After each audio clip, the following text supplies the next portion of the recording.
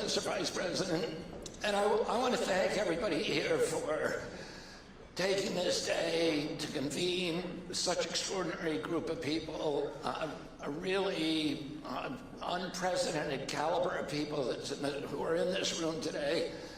And one of the great things about working for President Trump is that we've been able to recruit people like Chris Klump and Marty McCary and Jay Bhattacharya and Mehmet Oz and people at every level of the agency, many of them who are stepping away from billion-dollar companies to come and work for us, not because they're looking for position or power or security, but because they see this as a generational opportunity to change our country and put us on a better course. And a critical part of us achieving that goal is the partnership with private industry, with the entrepreneurs, the innovators who are trying to do the same thing. And you come out of that tradition. You really have an extraordinary life. But how do you see that in other parts of the government, this partnerships that we've been able to make with private industry? Yeah, well, first, Bobby, thanks. It's good to see you, and great to be with everybody. It's an amazing, I think, not just an event, but really a movement that you put together, and it's been a critical part of our success in Washington. So thank you for having me here for just a little bit. When Bobby invited me to speak, I, of course, said that I was honored to come and happy to do it, but only if we did an interview as opposed to a speech, because with a speech, you have to think about what you're going to say, where, an interview, I just have to answer your questions. I don't have to think at all to do an interview. That's great. So one of the, just to answer that question, so obviously if you go back to like the MFN stuff, meaning most favored nation drug pricing, that really has happened because the president and Bobby and a number of members of the team have been actually working with private industry to lower the cost of prescription drugs for American citizens. Now it would be great if we could get congressional Democrats to actually do something meaningful with us. Because you would think, you think of Democrats, they like to say that they're for the working people against the big pharma companies. So you would think that legislatively they would want to work with us, but it's actually been hard to get them to work with us. So we've had to sort of go outside of the system and work with private industry to do some of this stuff. And I think you guys have done an incredible job with that. But if you look at a lot of our most important health initiatives, they have come through partnership with private industry in some form or another. And I also think that there's a mindset shift where you mentioned some of the people like Marty, like Jay, who have been such a critical part of what you've been doing. The thing that I love about the team that Bobby has put together is, yes, a lot of them have a sort of private sector mindset. They just want to get things done. They don't care about the bureaucracy or sort of, they don't care about all the people saying no in government, because as Bobby and I have learned, there are a lot of people saying no, you're not allowed to do that, or no, you shouldn't do that, and we just have to punch through that in order to achieve results for the American people. But I also just love that Bobby has put together a team of people who are not terrified to think about things in new and interesting ways.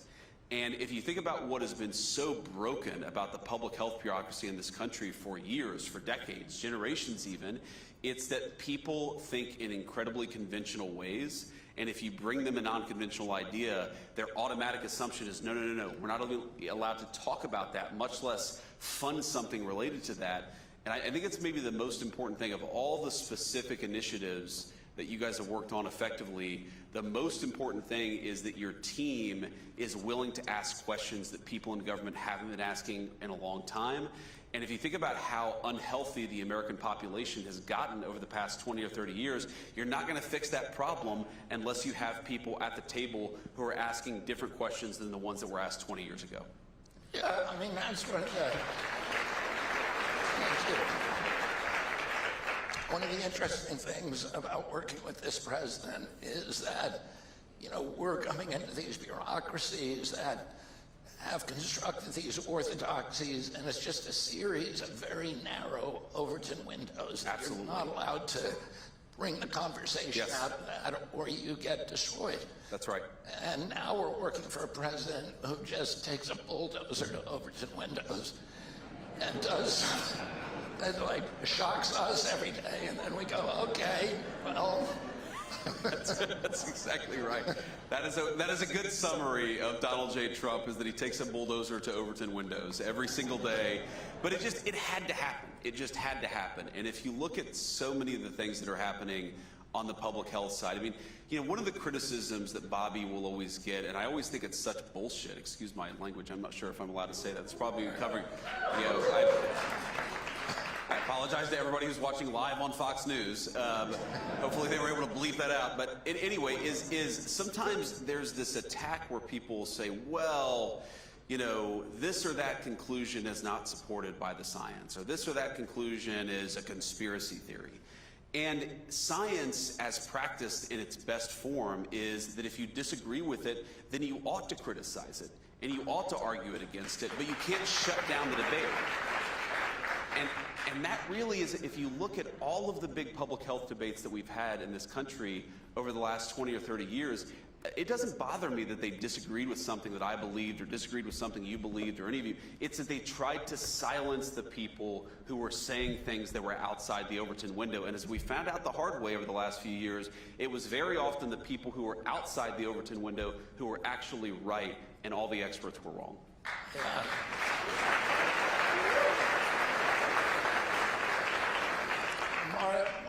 I had a conversation with Marty McCary the other day, and he reminded me that over the Royal Society, the building, the portal for the Royal Society in London, which is the oldest scientific society in the world and the most prestigious. Of course. It says question everything. Yes. And that is, that's what science is. It's recognizing that convention is often wrong, and that the people who make advances on science, almost 100% of the times, are people who are willing to challenge orthodoxies and advance heterodoxies and talk about new ways of thinking. And that, these very ossified bureaucracies that now make up the so-called medical establishment are fortified against that kind of change. That's absolutely right. And I mean, to put a slightly different spin on it, a lot of the times the people who are discovering things interesting and new are a little weird, right? I mean, American society for a very long time had a willingness to accept unconventional, slightly odd people inside some of these industries, inside some of these bureaucracies. I mean, I've been reading a lot in the past couple of weeks about von Neumann, the Hungarian scientist who came to the United States and was very important in the Manhattan Project. And what I keep on finding myself thinking, I mean, this is a brilliant guy. This is, one of the, I think it was Edward Teller or Oppenheimer or another, the Manhattan Institute people said about von Neumann that von Neumann was talking to his 3-year-old, and then he realized that he used the same skill von Neumann did when talking to a 3-year-old as he did with everybody else, because he was so far above everybody else in terms of brilliance. But then you read about this guy, and I think to myself, half of the shit that this guy said would have gotten him canceled, or would have gotten his career ruined, or would have had his life ruined. There is no way that this country is going to advance unless we're comfortable with people who are willing to challenge orthodoxy. And that's what I think got so broken, not just about the scientific bureaucracy, but probably it was worse in the scientific area than in most other places, is we've got to be comfortable challenging some of these old orthodoxies. And part of that is welcoming people who are a little unusual, because unless you do that, like, you're not going to solve America's problems with McKinsey consultants who say everything the right way all the time. No offense for the McKinsey consultants, because but many of whom are very brilliant people, but like you need the consultant mindset. You also need the person who is just thinking about an idea because it's interesting and it's fascinating and it's not being focused on enough in the right way. You and I have talked a lot about Appalachia, and both of us come from families that are intertwined personally and politically in Appalachia. You're kind of a golden child of Appalachia. You came out, you went to Ohio State, right? That's right. Yale Law School, a successful, uber successful business, a best-selling author, a U.S. Senator, and now Vice President of the United States. But it's almost a kind of tragic reminder of the lost potential of almost everybody else in Appalachia, not only for poor health, it's got the worst health data of any region of the country, the highest cardiac disease, the highest obesity, the highest diabetes, the highest stroke rates, but also addiction, alcoholism, and suicide. It leads the nation for those things. And so I know it's something that you've spent a lot of time thinking about. How do we, because if we can solve problems in Appalachia, we can solve them for the whole country. Yeah, that's exactly right. And the public health stuff in particular is very bad. And if you look at where life expectancy has gotten the worst in the United States, Appalachia is sort of at the top of the list. And the way that I realized this, actually, so my dad died of cancer a few years ago. And it was one of these sort of super aggressive cancers, came on very unexpectedly, and then all of a sudden he was gone a few months later. But I was talking with my wife, with Usha, about this, and Usha, she was like, have you ever had like a really important male figure in your life survive to the age of 70? I'm looking at, and it's like, okay, my grandfather died at 67 from a very preventable illness, but 67 from a very preventable, very treatable illness. I think all of my aunts or all of my uncles, and not a single one of them that I could think of made it to 69. Maybe one of them made it to 70 or 71.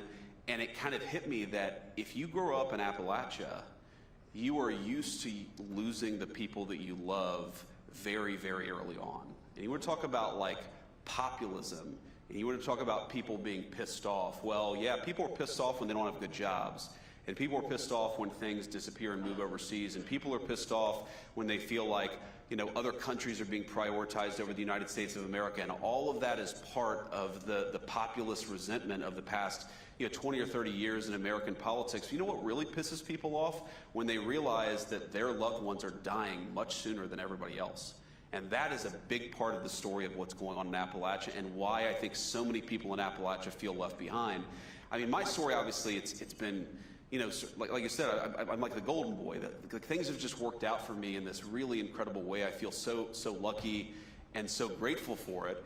But I also feel a certain sense of guilt, because there are a lot of people who grew up in families like mine who haven't had an easy life, and who haven't had all this economic opportunity, and who haven't had a person that they've fallen in love with, and they've been able to sort of build a stable, nice family like me and Usha have been able to build.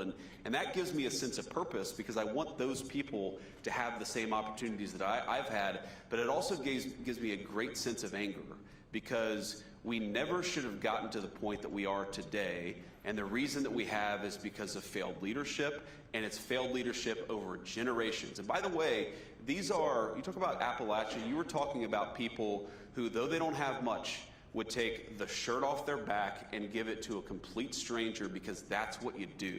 If you go back to America's biggest wars, World War I, World War II, Vietnam, which are the counties that filled their draft quotas with volunteers instead of with draftees? It's very often the parts in deep Appalachia where you've got grinding poverty, but you've also got this incredible love of country. So if any place in this country deserves not to be left behind, it's Appalachia. But on the public health stuff in particular, the numbers don't look good. And it's one of the reasons why I'm such a big supporter of what you're doing, because these are people who deserve to live better, healthier lives, but they really have been left behind by this country's leadership. Talk a little bit about how MAHA has affected you personally. My grandchildren go to school with your children. And the MAHA, I think, has gotten a lot of people thinking about how they raise their kids, what they feed them, et cetera, how they go shopping. And then maybe to talk a little bit about the political impacts of MAHA. Yeah, so there are so many different ways I could talk about this. I mean, one, I just met Bobby's family backstage, or at least some of them, and I kept on shaking hands with various people, and I'm like, well, you're an Irish Catholic, so it makes sense that you've got a dozen or so people backstage. But I love that. I love big families. But so one, my wife, she's probably one of the original MAHA people, though I don't think that she would have ever used that phrase. Because I remember, our oldest son is 8 years old, and when babies typically eat solid food around 6 months of age. And I remember when he started eating solid foods, and I'm like, awesome, let's give him some cupcakes and ice cream. And my wife was like, no, let's give him carrots and applesauce here. You know, so she was already thinking about health and nutrition in a way that was frankly kind of foreign to me, and that I think is very common among the MAHA crowd. Like, you guys are asking the right questions. What are we putting into our bodies? Where was it sourced from? You know, if we're eating animal-based protein, is it coming from a place where the animals are treated the right way? If we're putting medications into our body, are we actually confident that they're doing the thing that they're supposed to do, that they're safe and effective? I just think this whole thing is about asking very critical questions about what we're putting into our bodies, into the bodies of our kids, and it's really affected me in a very profound way, and how I think about my own nutrition, about particularly how I think about what my kids are taking. And, you know, I'm like one of these crazy people. The one way in which I'm more instinctively MAHA is that if I have, like, you know, a back sprain, or I slept, you know, weird and I woke up with back pain, I don't want to take ibuprofen. Like, I don't like taking medications. I don't like taking anything unless I absolutely have to. And I think that's another MAHA style attitude. It's not anti-medication, it's anti-useless medication. We should only be taking stuff, we should only be giving our kids stuff if it's actually necessary, safe, and effective. And I think that's an attitude that's really beneficial to the entire country, because we do have, you've talked about this as eloquently as anybody, we do really have an obesity epidemic in the United States of America. I think a big part of that is not asking where our food comes from. We really do have medications that I don't think, maybe they're not solving the chronic disease epidemic, maybe hell, some of them are even causing the chronic disease epidemic. We've got to be asking more critical questions about what we're putting into the bodies of our kids, and I don't think we were doing that until this movement came along. You know, the job of the vice president has been called the worst job in the country. and I think we're out of time, ladies and gentlemen. I think for some vice presidents that's been true, and I know that President Johnson, during my uncle's tenure, felt that he'd been sidelined, and I think Spiro Agnew and Gerald Ford felt the same way with Nixon. But then you had presidents like, you had vice president like Dick Cheney, who seemed to be actually running the country, and then you had these, you know, relationships with... Not very well, it turns out. We agree on that. But Al Gore and Bill Clinton and Mondale and Carter, who had close personal friendships, you have an amazing job because you have a president who clearly puts tremendous faith in you. He relies on you. He's given you an extraordinary retinue of responsibilities. Talk a little bit about how your relationship with the president has evolved. Yeah, that's a great question. It's clear to all of us in the cabinet how much affection that he has for you and how much he relies on your wisdom. Well, it's interesting. You're exactly right that the president, the job of vice president is incredibly contingent on the president that you're serving under. And you could have a president who effectively just passes off big swaths of responsibility. You could have a president who delegates. You could have a president who has no trust in their vice president, Kamala Harris, and so it doesn't go very well for that particular vice president. But I think there are two ways that I try to think about my job with the President of the United States. Number one, he requires honest counsel. In other words, if I have an opinion on something, whether I agree or disagree with the administration position, it's really, really important that I talk to the president about it. He doesn't want yes men, and I think it's one of the reasons why you guys have a great relationship, is because you're always thinking about how can I actually give the president the best counsel. But then the second thing is, when the president makes a decision, your job is to execute. It's not to run to the papers and say, well, actually, I disagreed with this decision, or run to the Congress and badmouth the administration. It's to execute. And I think the reason why the president has trust in me is because, yes, I absolutely tell the president what I think about a given issue, but I also recognize I'm the vice president, he's the president, and when the president of the United States makes a decision, it's time to go and get it done. And I think in part because I get things done, right? I mean, sometimes Congress doesn't cooperate, sometimes the private sector doesn't cooperate. Like, I'm not saying any of us have a batting average of 100, but what I think all of us who've earned the president's trust do is that when the administration makes a decision, when he makes a decision, we actually go out and get it done. And that's why this job has been so empowering for me, is because the president trusts me. He knows I'm going to give him honest counsel. He knows that if he asks me to go get something done, I'm going to try my best to actually go and do it. And that's why we have a good partnership. I think that's why the administration has been so effective this time around, is because there are a lot of people with a very wide diversity of opinions, but we get out there and we try to do the best job for the American people and the President of the United States. And because of that, there's a lot of trust and there's a lot of affection in the cabinet. I mean, you've seen this. I've seen this. But when we're sitting in there and the cameras are off and we're just talking about an issue, there is a deep level of affection and trust between all the senior members of the team. I don't know how it's possible to do this job without it, but I know it's why we've been so successful the past 10 months. Now we've come to the lightning round. Great. Marine Corps workout or Pete and Bobby challenge? That's tough, man. So it's I would say Marine Corps workout, especially for me. The one thing, so I can do like 5 dead hang pull-ups. You know, I have longer arms. I'm a little fatter than I should be, and especially like 10 years or so ago, I got a little out of shape, and so it's actually the Marine Corps like physical fitness test has been an incredible guidepost to me getting back in shape. And it's basically, you run 3 miles, you do 100 crunches, or now instead of crunches, they do, it's this weird planking exercise that's a core exercise, and then there's pull-ups. But I felt like that's been a very good focus. The Pete and Bobby challenge is for people who are in as good a shape as Pete and Bobby, which is not yet me, but that's my goal. My goal is to get there. Who's the funniest guy on the cabinet? Well, obviously, the President of the United States.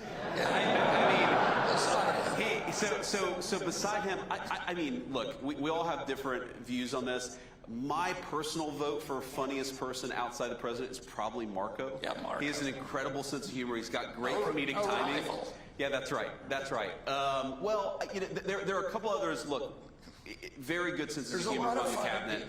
There's a lot of funny people. I think Marco is the funniest outside the president. He says something that makes everybody laugh. Correct. He's fun during the cabinet meeting. That's right. Well, I mean, I don't know if you saw this video circulating on social media, but the president met the president of Syria, al-Shara, in the Oval Office a couple of days ago, and he asked him, he's like, "Well, how many wives do you have?"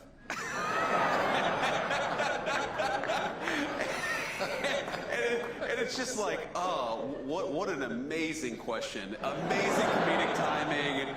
There are layers to it. There's like a meta humor to it. It's just, anyway, but we got a lot of good humor in the cabinet.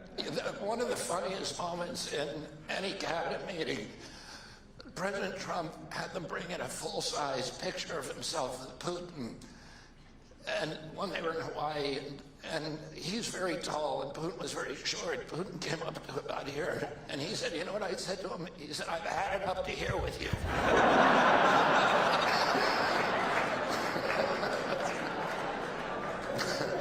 Okay. I remember that.